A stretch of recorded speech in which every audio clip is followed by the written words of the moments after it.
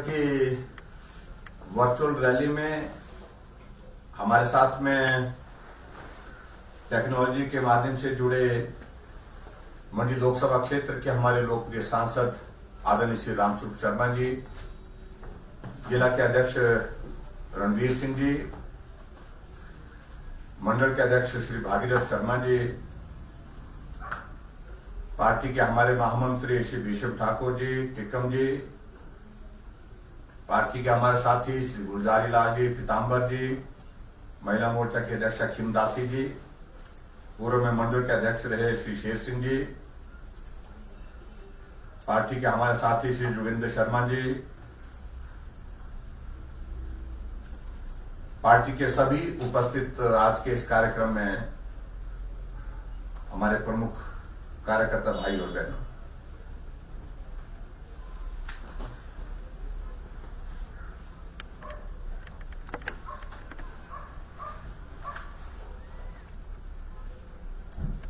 आप सबके साथ बातचीत करने का एक माध्यम यही बचा है आज का, कि हम टेक्नोलॉजी के माध्यम से जुड़ करके आप आपस में संवाद कर सकें, बातचीत कर सकें। क्योंकि जब से ये कोरोना वायरस का असर पूरे देश और दुनिया में हुआ है और इसका असर हिमाचल प्रदेश में भी हुआ है, आना जाना नहीं हो पा रहा है, मिलना जुलना नहीं हो पा रहा है। स्वाभाविक रूप से आप सबका भी मन होगा कि हम अपने विधायक को मिलें, और आपका विधायक होकर के हमारा भी ये बहुत मन है कि आप लोगों से हम जल्दी मिलें। ऐसी परिस्थिति इस दौरान बहुत कठिन हुई है, लेकिन फिर भी एक बार दो बार हमने कोशिश की, कुछ लोगों से हमारी बातचीत हुई इसी प्रकार से वीडियो कॉन्फ्रेंस के माध्यम से जुड़ करके। लेकिन मैं आज आभारी हूं पार्टी के हमारे राष्ट्रीय अध्यक्ष जगत प्रकाश नड्डा जी का और पार्टी के प्रदेश के संगठन का भी। एक नया दौर शुरू किया कि अगर कोरोना वायरस की वजह से हम नहीं जा सकते हैं, नहीं आ सकते हैं, नहीं मिल सकते हैं, तो टेक्नोलॉजी के माध्यम से अगर फिजिकली नहीं मिल सकते हैं, हम डिजिटली मिल सकते हैं।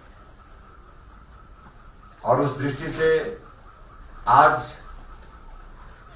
हम आपके साथ जो वर्चुअल रैली का जो कार्यक्रम रखा है सराज मंडल का, सराज विधानसभा क्षेत्र का, उसके तहत आपसे बात कर रहे हैं। मुझे इस बात की भी प्रसन्नता है कि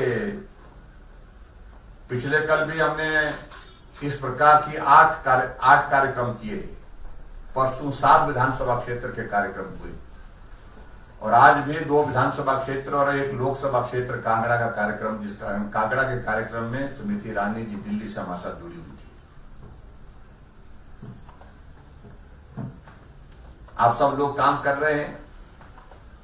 इस संकट के समय में भी, जब लॉकडाउन रहा उस वक्त भी आप काम करते रहे, पार्टी का जो आदेश होता रहा उस आदेश का आप पालन करते रहे। आपको कहा गया कि मास्क बनाओ, महिला मोर्चा के जिम्मे इस काम को लगाया गया। महिला मोर्चा ने बहुत बेहतर ढंग से इस काम को किया, मैं उनको बधाई देता हूं, खिमदासी और खिमदासी की सारी पूरी टीम को, महिला मोर्चा के सब लोगों ने बहुत बेहतर काम किया। और हमने फिर उसके बाद कहा कि सीएम राहत कोष में भी पैसा भेजिए, उसमें भी आपने 25 लाख के लगभग पैसा इकट्ठा किया है। और उसी प्रकार से आरोग्य सेतु में भी आप लोगों ने काम किया है, लगभग 8,000 के लगभग आरोग्य सेतु भी आप लोगों ने डाउनलोड किया है।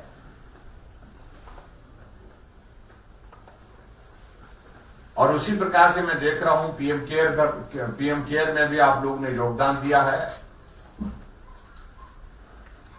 इन सारी बातों के लिए मैं आप सबका बहुत बहुत धन्यवाद करता हूं।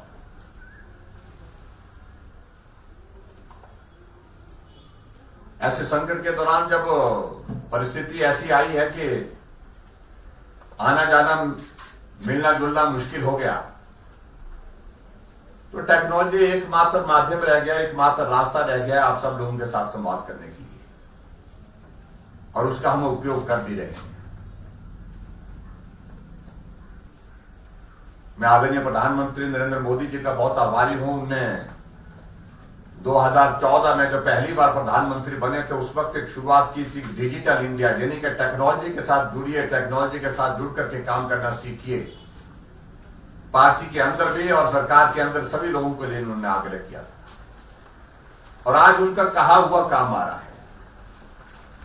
आज हमारी प्रधानमंत्री के साथ सभी प्रदेशों के मुख्यमंत्रियों की वीडियो कॉन्फ्रेंस होती है, चर्चा होती है, उस पर निर्णय, उसके बाद निर्णय होता है। आज केंद्र में गृहमंत्री के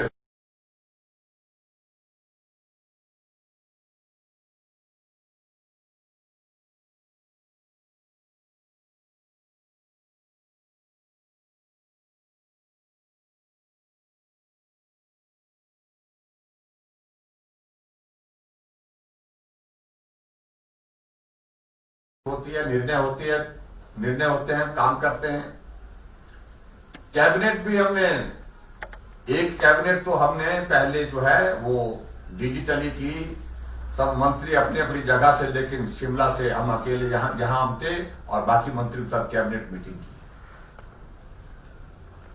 पंचायत के चुने हुए प्रतिनिधियों के साथ भी हमने संवाद किया,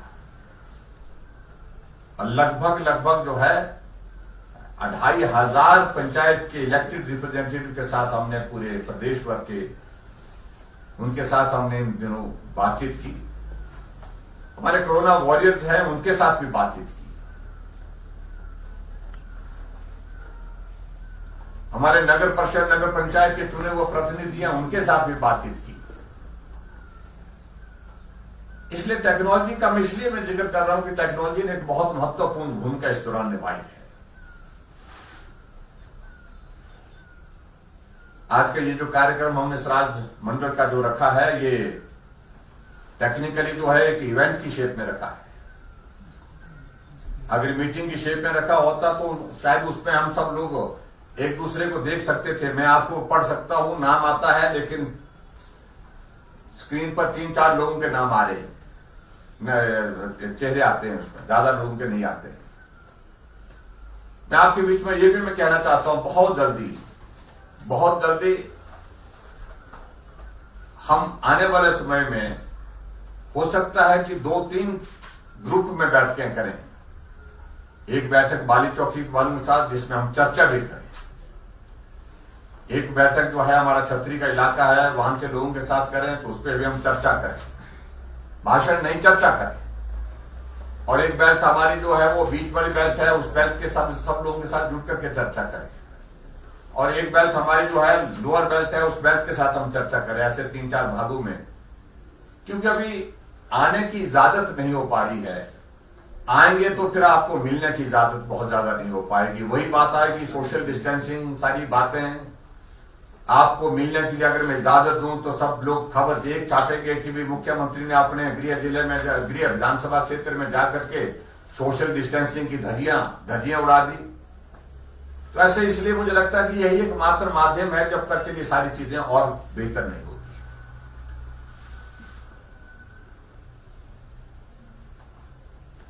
आज हमारे लिए सौभाग्य की बात है कि देश को एक मजबूत नेतृत्व नरेंद्र मोदी जी के रूप में मिला है। उन पर देश को भरोसा है। अगर मोदी जी कहते हैं कि जनता कर्फ्यू लागू करो, देश पीछे मुड़ करके नहीं देखता है। पुलिस को बुलाने की आवश्यकता, सीआरपी आर्मी को बुलाने की जरूरत नहीं आती है। लोगों ने अपने आप सेल्फ जो है वो अपने आप जो है कर्फ्यू लागू करने में अपनी भूमिका निभाई। मोदी जी घोषणा करते हैं कि अब हमको देश में आवश्यकता लॉकडाउन की है, और देश की जनता ने मुड़ करके नहीं देखा। लॉकडाउन फेज 1, 2, 3, 4 चारों लॉकडाउन जो है जैसे बताया था उस प्रकार से पूरे किए। यही एक नेतृत्व के प्रति आस्था, यही एक नेतृत्व के प्रति विश्वास, यही एक नेतृत्व के प्रति भरोसा। दुनिया के बाकी देशों में नहीं है, जो सिर्फ भारत में है। पूरे देश में हमारी आबादी 135 करोड़ है और हमारे यहां पर कोरोना वायरस से मरने वालों की संख्या लगभग 9,000 के लगभग। लेकिन यूरोपियन कंट्रीज में अगर देखेंगे, दुनिया के दूसरे देशों में देखेंगे आप, 15 देशों में जहां कोरोना वायरस काफी फैला है, जिसमें America, Germany, France, Netherland, Italy, ये सारे देश आते हैं। उन 15 देशों की आबादी 142 करोड़ है और वहां 142 करोड़ की आबादी में मरने वालों की संख्या 4,25,000 से आगे हो गई है, 4,30,000 से ऊपर हो गई। इसका संदेश किया जाता है कि अभी भी भारत में मृत्यु रेट, जिसको डेथ रेट जो है, दूसरे देशों की तुलना में बहुत कम है। इसका संदेश यह भी जाता है कि भारतीय मजबूत है, साधन कम होंगे, सुविधाएं कम होंगी, लेकिन उसके बावजूद भी तंदुरुस्त है, मजबूत है, वो सामना कर सकता है। मित्रों, फिर भी जो भी परिस्थिति है, उस परिस्थिति में हम सब लोगों को जीना है, रहना है। जो हालात दिख रहे हैं, अभी ऐसा लग रहा है कि कोरोना अभी तक समाप्त नहीं होने वाला है, अभी थोड़ा लंबा चल सकता है। जब कोरोना का ये दौर लंबा चल सकता है तो हमको मान करके चलना पड़ेगा, जब तक यह है तब तक के लिए हमको परहेज करना पड़ेगा, सावधानी बरतनी पड़ेगी, मास्क का इस्तेमाल करना पड़ेगा, सोशल डिस्टेंसिंग मेंटेन करनी पड़ेगी और सावधानियों के साथ आगे बढ़ना पड़ेगा। लेकिन परिस्थिति हमारे सामने ये भी आ गई है। अब ये संभव नहीं है कि वायरस आ गया, अब हम सब कुछ छोड़ दें, घर में ही बैठे रहें, ताला लगा करके बिल्कुल कमरे में बंद हो जाएं। वो भी परिस्थिति नहीं। हमको कोरोना के साथ जिंदगी जीने का अनुभव सीखना होगा, रास्ता ढूंढना होगा और उसके लिए ये आवश्यक है। इसके लिए जो अनलॉक फेज 1 यानी कि एग्जिट प्लान जो हमारा जो चल रहा है अब लॉकडाउन के बाद का, उसमें हमने बहुत सारी रिलैक्सेशन दे दी, बसें चला दी, ढाबे खोल दिए, दुकानें खोल दी, रेडी फड़ी सब खोल दिया, क्योंकि थोड़ा सामान्य भी तो लगना चाहिए। आखिर कब तक रुके रहेंगे? अगर रुके रहेंगे तो फिर खाएंगे क्या? संकट ये भी तो है। ऐसी परिस्थिति में हमने कुछ रिलैक्सेशन के साथ जो है जिंदगी को फिर से शुरू करने के लिए, जिंदगी को फिर से चलने के लिए जो है रास्ता खोला है। आप सब लोग भी इस बात को लेकर के देख रहे होंगे कि बसों के चलने के साथ साथ में कम से कम आभास हो रहा कि नहीं, जिंदगी ने चलना शुरू कर दिया है। लेकिन फिर भी उसके बावजूद वहां पर भी हमको सावधानियां बरतनी पड़ेगी, क्योंकि अभी भी हम देख रहे हैं पूरे देश भर में कोरोना के मामले बढ़ रहे हैं लगातार। अगर देश में बढ़ रहे हैं तो प्रदेश में अभी कोरोना के मामले लगातार इन दिनों में भी बढ़ रहे हैं। लेकिन बढ़ने की वजह से आपको चिंता होने की आवश्यकता नहीं। बढ़ इसलिए रहे हैं क्योंकि जो हिमाचल का आदमी हमारे भाई बहन बच्चे जो दूसरे प्रदेशों में संकट में फंसे थे, उनको हम लेकर के आए और जहां से लेकर के आए हैं वहां कोरोना का ज्यादा असर था और संक्रमित होकर के वो लोग जब हिमाचल पहुंच रहे हैं तो वो पॉजिटिव पाए जा रहे हैं। लेकिन हम ऐसे मामले में उनको कभी भी किसी को भी घर नहीं भेज रहे हैं जब तक के लिए उनका कोविड-19 का हम टेस्ट नहीं करते हैं, तब तक के घर नहीं भेजेंगे। हाँ, एक बार बीच में परिस्थिति मई के पहले सप्ताह में आ गई थी जब एक मामला बचा था हिमाचल में, और उस वक्त हमको लगा था शायद हम बहुत जल्दी इस दौर में से बाहर निकल रहे हैं। लेकिन दूसरी तरफ हमारा हिमाचल के लगभग 2 लाख से ज्यादा लोग, बच्चे,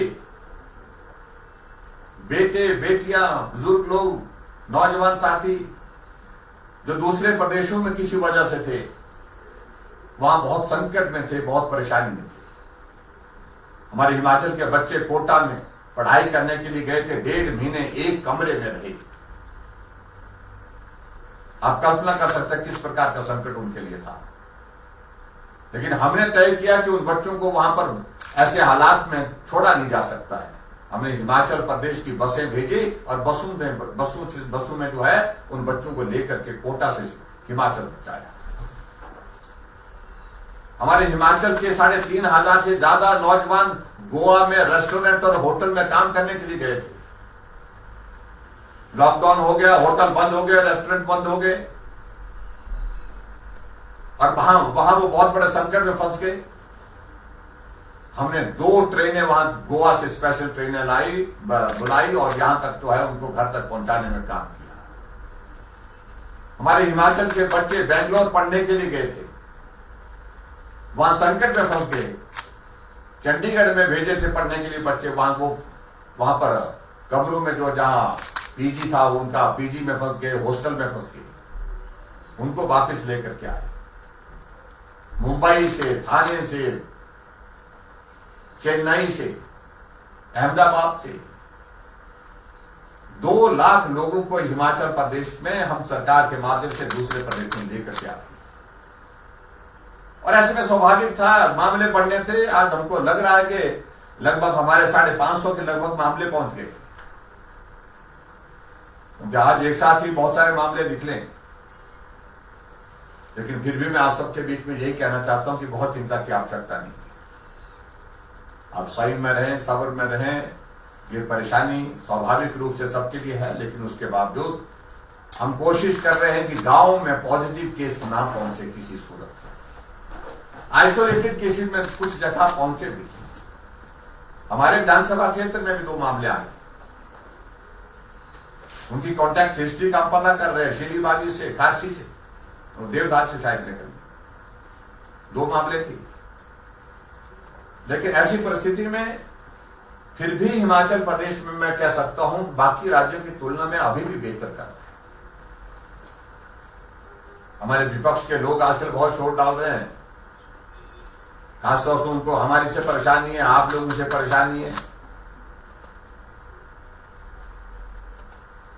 मंडी वालों ने एक आदमी ऐसा कर दिया, सराज वालों ने एक आदमी ऐसा कर दिया जो काम कर रहा है, उसको परेशान करना चाहिए।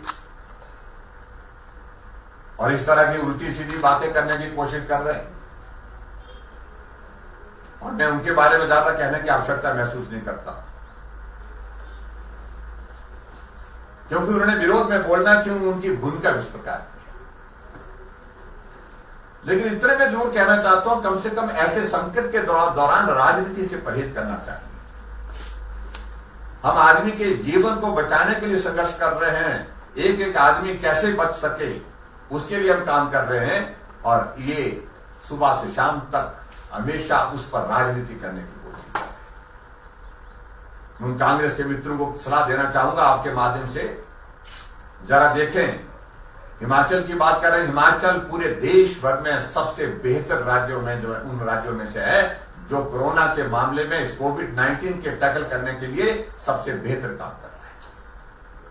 हमारे देश के यशस्वी प्रधानमंत्री जब पूरे देश के चीफ मिनिस्टर वीडियो कॉन्फ्रेंस के साथ जुड़े हुए थे, जब हिमाचल का प्रस्तुतिकरण किया, हमने वहां पर रिप्रेजेंटेशन किया, बात कही, तो प्रधानमंत्री जी ने सभी मुख्यमंत्री को इस बात का जिक्र किया जो हिमाचल प्रदेश ने जो इनिशिएटिव लिए हैं अपने प्रदेशों में आप लोग भी इनको लागू करने की कोशिश करो। हमें उससे कोई सर्टिफिकेट की जरूरत नहीं है अपने मित्रों से जो कांग्रेस के।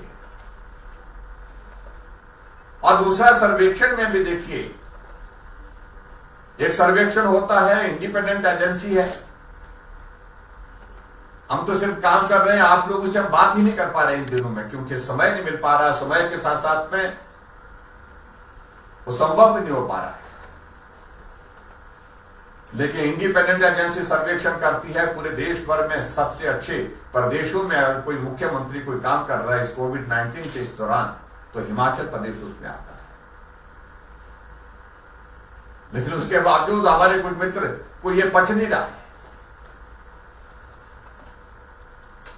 मैं आपके बीच में इतना कहना चाहता हूं कि आप लोग निश्चिंत रहें, क्योंकि हमने कोई भी गलत काम नहीं किया है, गलत करने की कोई गुंजाइश भी नहीं है।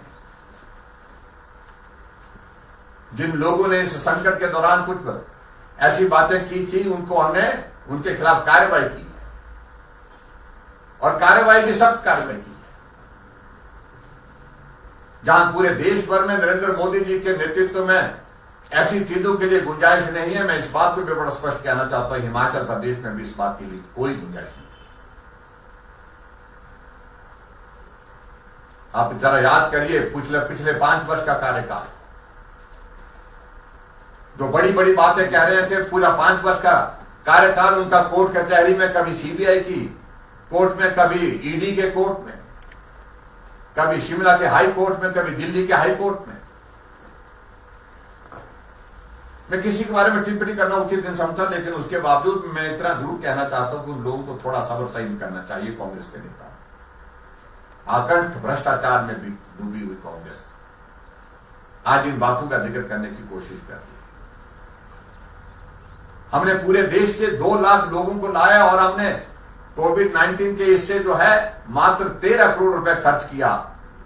कांग्रेस ने एक भी नहीं लाया, लेकिन बिल अपनी पार्टी के हाईकमान को भेजा कि हमने 12 करोड़ रुपए खर्च कर दिए और 12 करोड़ रुपए हमारे कांग्रेस पार्टी के खाते में शिमला में डाला जाए।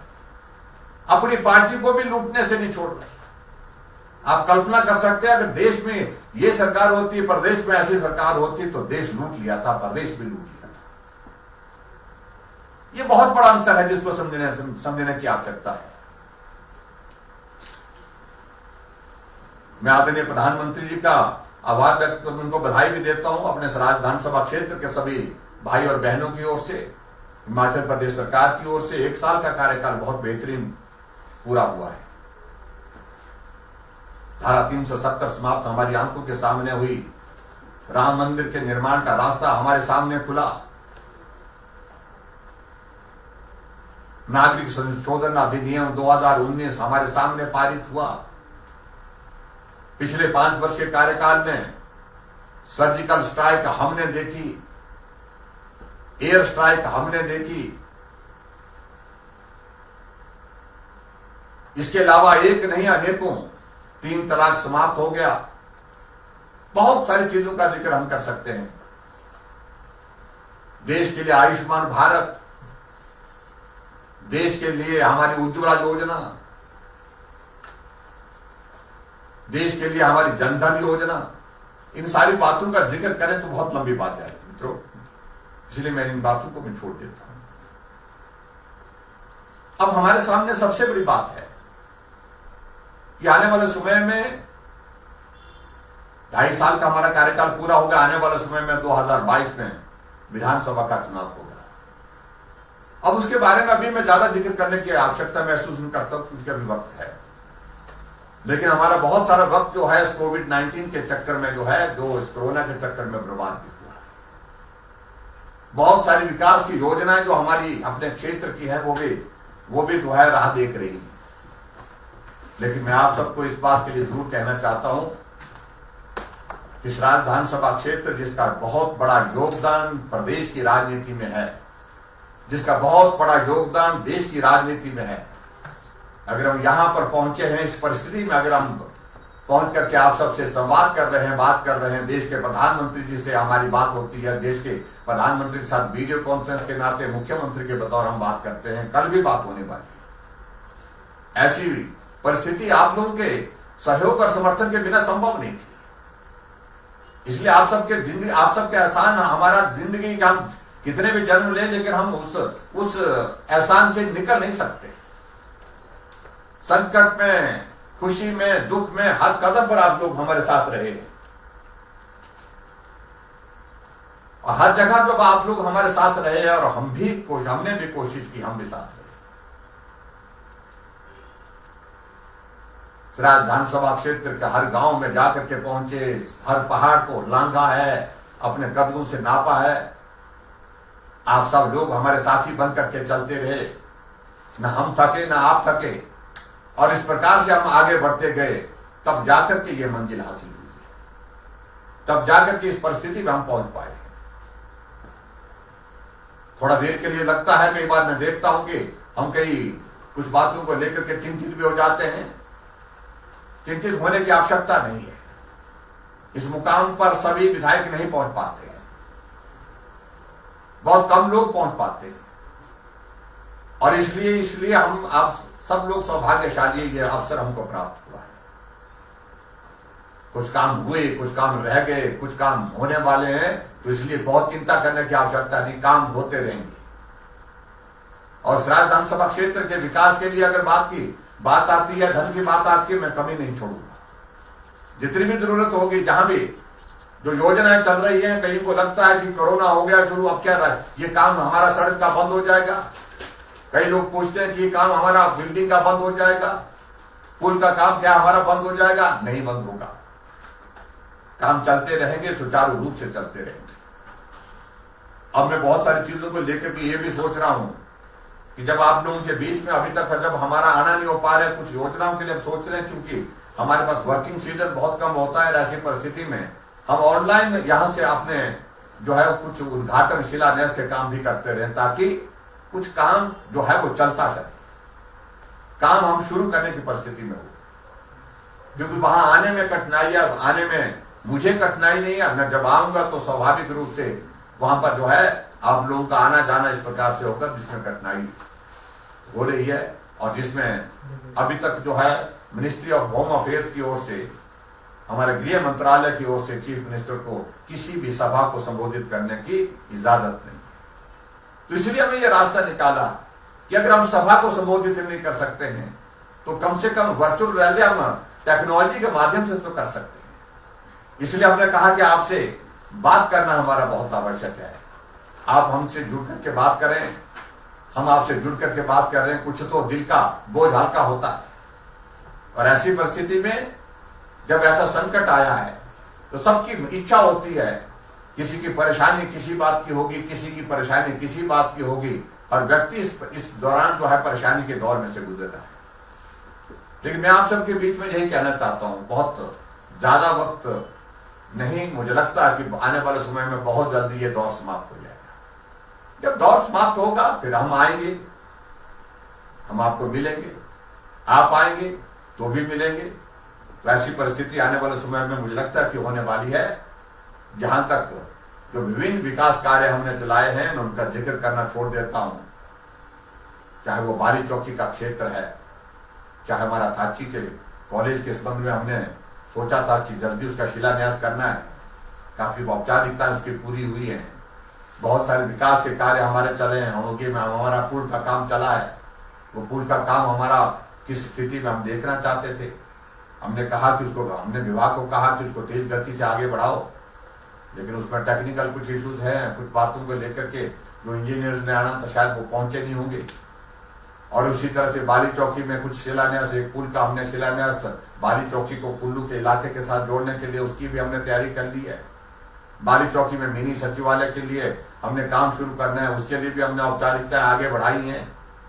और उसी प्रकार से छतरी में हमारा ITI के भवन का हमारा शिलान्यास होना है, तो उसके लिए भी हमने वहां पर आना था। और छतरी में और भी विकास कार्यों के लिए बहुत सारी चीजों को लेकर के जो बातें कही गई थी, उन बातों को लेकर के वहां पर पहुंचने की बात थी। गाड़ाक्षण के इलाके में जाने का इन दिनों में ही जाते थे हम, क्योंकि जब जून का महीना होता था, जून के महीने में हमारा ज्यादातर मई जून के महीने में वो इलाका होता था, वहां पर हम जाया करते थे। आजकल थोड़ा सा उस बात को लेकर के वो भी कठिन है। वहां पर जो विकास कार्य है उनको भी गति देने के लिए जो भी प्रोजेक्ट्स हम प्लान कर रहे हैं उनको जल्दी कोशिश करेंगे वो भी शुरू हो जाए। हमारे थाची कॉलेज का तो मैंने जिक्र किया, इसके अलावा हमारा बागाचुरो के इलाका है, भारकीधार का इलाका है। पीछे हम जा करके आए थे, एक सभा हमने की थी, उसके बाद फिर वहां भी कुछ घोषणा की है। उन योजना को आगे बढ़ाने के लिए हम काम करने की सोच रहे हैं। हमारी लोअर बेल्ट है, हमारी जिंजैली की बेल्ट है, जिंजैली के इलाके में बहुत सारे प्रोजेक्ट्स हमारे जो चले हैं उनको देखने का हमारा मन है कि ताकि वो तेज गति से, चाहे वो ADB का प्रोजेक्ट है, चाहे वो और दूसरे हमारे डेवलपमेंट के प्रोजेक्ट है, उनका हम काम शुरू कर सकें। और जहां तक सड़कें जो हमारी जो बनाई है, कुछ सड़कें बन करके तैयार हुई थी लेकिन अवरुद्ध पड़ी है। डगैल रोड का भी कहा गया कि 6 महीने से काम बंद हुआ। मैं देख रहा हूं, मैसेज आ रहा है, सामने संदेश दे रहे हैं आप लोग, मेरी स्क्रीन पर आ रहा है। तो ऐसे में बहुत सारी चीजें जो है वो हमारी बची हैं। थुनाग में हमारा मिनी सचिवालय का काम चला हुआ है, वो किस परिस्थिति में, उसको भी देखना चाहते हैं। बक्सियाड़ में हमारे हॉस्पिटल की बिल्डिंग का काम चल रहा है, उसको भी हम देखना चाहते हैं। और उसी तरह से आगे लोअर बेल्ट में हमारे जो है बहुत सारी चीजें जो चली हुई हैं उनको भी हम काम करने की दृष्टि से उनको भी तेज गति से आगे बढ़ाने की, जो हमारा इलाका बचता है, जो कठिन इलाका है, उस इलाके में सड़कों की बहुत बड़ी कठिनाई है। द्रोणु है, भौड़ा है, किरण है, सारा इलाका, जनशला का इलाका, तो उन सारी चीजों को लेकर के हम आगे आने वाले समय में बहुत सारी चीजें करने वाले हैं।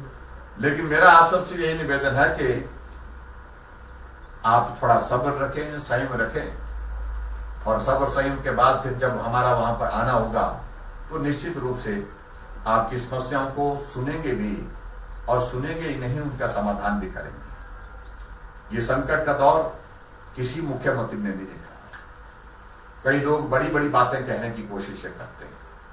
हम फेसबुक पर देखते हैं कुछ नेता पहली बार विधायक बने और पहली बार विधायक बन करके जो है ऐसी हमको सलाह देने लग जाते हैं जैसे कि उनके बुजुर्गों का अनुभव भी उनके खाते में डाल दिया। जैसे मैं उनके बारे में बहुत ज्यादा टिप्पणी नहीं करना चाहता, क्योंकि वो राजनीतिक मकसद के साथ सारी बातें कर रहे हैं।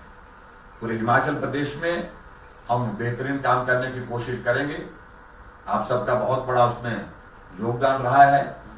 लोकसभा के चुनाव में बहुत अच्छी आपने परफॉर्म किया। मेरी प्रेजेंस ना होने के बावजूद भी आप लोगों ने बहुत बढ़िया काम किया है। और आने वाले समय में जब भी 2022 की तैयारी का विषय भी आएगा तो भी आप लोगों को ही संभालना होगा, क्योंकि ये जिम्मेवारी हमने आपके ऊपर संभाली है। कुछ बातों को लेकर के कई लोग हमको फोन करते रहते हैं, कुछ मन में आती है उनकी बातें कि भाई बात नहीं हो पा रही है, मिलना नहीं हो पा रहा। और कुछ लोगों ने तो अभी कोशिश भी कर दी, शुरू कर दिया। अभी हमने बसें शुरू कर दी चलानी, तो कुछ लोग पहुंच जाते हैं। जब मैं पूछता हूं मैं कौन है, वो तो हम आगे। हमने कहा कैसे आगे आप लोग, आजकल तो अभी मिलना जुलना शुरू नहीं किया है। बोलता हम आगे हैं, बोलता तो मिलते भी हैं हमको। लेकिन मेरा आपसे यही निवेदन है, फिलहाल कुछ वक्त तक रुके, थोड़े वक्त के लिए रुके। अभी हमने डेलीगेशन, डेपुटेशन सब लोगों से, आम जनता से मिलने के क्रम में थोड़ी सी, क्योंकि सभी मुख्यमंत्री के कार्यालय में, सभी मुख्यमंत्री के पूरे देश भर में इस प्रक्रिया को अभी फिलहाल जो है वो थोड़ी देर के लिए अभी तक रोका हुआ है। फिर भी मैं मिल लेता हूँ, जो भी आते हैं फिर भी मिल लेता हूँ, लेकिन अभी उतना ज्यादा मिलना, क्योंकि वायरस है जो आंखों से दिखता नहीं है, किसी का कोई पता नहीं लगता है। लेकिन मैं ये भी कहना चाहता हूँ, डरने की जरूरत नहीं। ये वायरस जो है हमारे तो पहाड़ी में इतना तो हमको सर्दी जुकाम में निकल जाता है, और हम सब कई लोग तो ऐसे भी होंगे मुझे लगता है कि देश में जिनको ये वायरस आकर के चला भी गया, ना उनको पता लगा, ना आने का लगा, ना जाने का लगा। क्योंकि ये ऐसा नहीं है कि इससे मर ही जाता आदमी। कई लोग तो बड़े भारी, पहले एक केस आता था, और जब एक केस आता था पूरे प्रदेश भर के फोन आते थे, वो तो फलानी जगह आओ, कोरोना आया बोलते हैं। और आज 20 केस भी आता तो कोई फोन नहीं करता ज्यादा। सबको पता हो गया कि आया आ रहा तो कोई बात नहीं, देख लेंगे इसको भी। तो इसलिए मेरा आप सबसे यही निवेदन है कि आप सब डटे रहिए, जुटे रहिए। समस्याओं के समाधान करने के लिए हम कोशिश करेंगे। बहुत जगह जो सड़कों का काम हमने चलाया है, वो सड़कों का काम अवरुद्ध पड़ा हुआ है, और उसके लिए कुछ जगह साधन की आवश्यकता है, कुछ जगह काम को शुरू करने की जरूरत है, वो हम करने की कोशिश कर रहे हैं। और उस तरह से मैं समझता हूं कि कुछ जगह कह रहे हैं कि भाई मंदिर के निर्माण के लिए पैसा चाहिए, कुछ जगह बोलते हैं कि सड़क के निर्माण के लिए पैसा चाहिए, रास्ता रुका है, सड़क रुकी है। तो इसलिए आप चिंता मत करिए, सड़कों का काम हम पूरा करने की कोशिश करेंगे। थोड़ा ये दौर जो है मुझे लगता है कि जल्दी समाप्त हो जाएगा। और आप सबसे मेरा यही निवेदन है कि थोड़ा वक्त लगेगा, लेकिन निश्चित रूप से हम जीतेंगे। और निश्चित रूप से जब जीतेंगे तो हम आप सब मिल करके, एकजुट होकर के, फिर आने वाले समय में सरकार को हिमाचल प्रदेश में फिर से लाने के लिए काम करेंगे। विकास के कार्यों को जो जिनको बीच में इस कोरोना के कारण जो है अवरुद्ध होना पड़ा, उन काम को आगे तेज गति से बढ़ाने की कोशिश करेंगे। हमारे साथ रामस्वरूप जी भी आज मंडी से जुड़े हैं सांसद के रूप में। मैं उनका भी धन्यवाद करता हूं। वो जुड़ करके उन्होंने बहुत सारी विकास के संदर्भ में अपनी अपनी बातें कही हैं और अब सांसद निधि नहीं रही है और विधायक निधि भी नहीं रही है। हम दोनों के पास पैसे नहीं है, तो अब दोनों को हमको जो है बिना पैसे के आप लोगों को बुलाना पड़ेगा। तो इसलिए सारा का सारा पैसा हम कोरोना के खाते में डाल दिया, लेकिन फिर भी उसके बावजूद हम खड़े हैं। जो भी किया जा सकता है उसमें कोई कमी नहीं छोड़ेंगे, ये मैं आपके बीच में जरूर कहना चाहता हूं। बाकी आप सबसे मेरा यही निवेदन है कि आप लोग हमारे हौसले को कायम रखने के लिए जैसा सहयोग देते रहे आज से पहले, उसी प्रकार से आने वाले समय के लिए भी आप जो है हमको सहयोग देते रहें, इसके लिए मेरा आप सबसे निवेदन है। बाकी जहां तक जो शिलान्यास उद्घाटन सारी चीजें हैं, बहुत सारे लोग थाची के कॉलेज के लिए कह रहे हैं कि भी उसका शिलान्यास जल्दी कर लीजिए, अब जल्दी कर देंगे। कई लोग बोल रहे हैं कि डिगैल की सड़क जो है बंद पड़ी है, उसके लिए बोल रहे हैं। कई बोल रहे हैं कि हमारा जो है वो नेचर पार्क बाखली का जो है उसका जिक्र भी कर लो, और कई बोल रहे हैं कि हम जानते हैं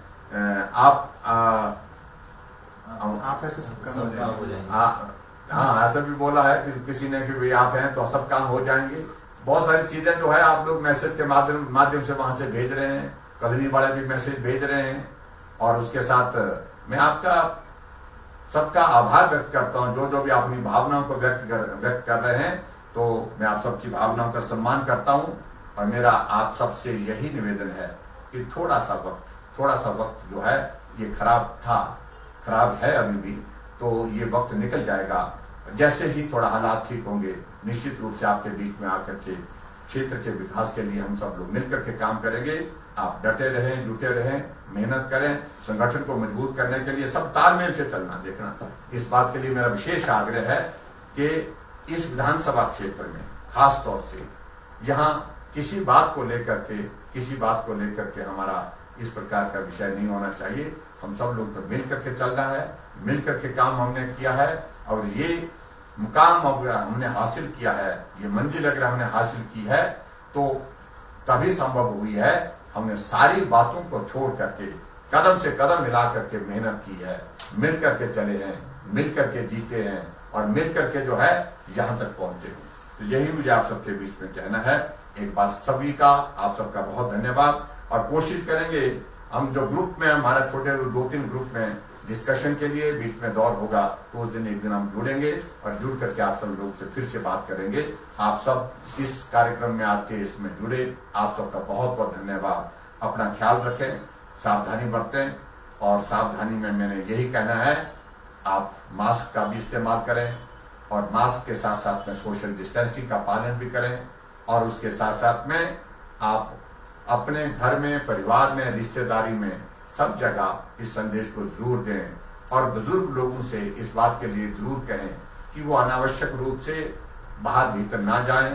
बीमार आदमी, खासतौर से किडनी का पेशेंट, चाहे शुगर का पेशेंट है, हार्ट का पेशेंट है, चाहे हमारा कैंसर का पेशेंट है, इन लोगों को बहुत परहेज करने की आवश्यकता है, क्योंकि ये वायरस ऐसे लोगों को अगर संक्रमित कर देता है तो जीवन बहुत संकट में डाल देता है। तो ऐसी परिस्थिति में विशेष तौर से मेरा आप सबसे निवेदन है कि आप चिंता मत करिए। हिमाचल बहुत बेहतर कर रहा है, अच्छा कर रहा है। आपका जयराम आपके साथ है, आपका जयराम अच्छा करने की कोशिश कर रहा है। आपकी शुभकामनाएं, आप सबका आशीर्वाद इसी प्रकार से बना रहे, इतने ही मुझे आप सबके बीच में कहना है। बहुत बहुत धन्यवाद। नमस्कार, जय हिंद। नमस्कार, धन्यवाद।